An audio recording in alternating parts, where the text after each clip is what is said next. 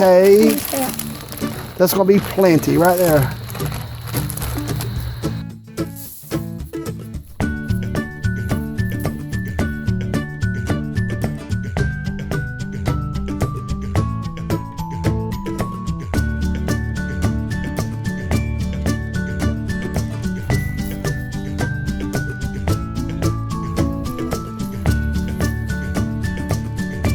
What chops on top?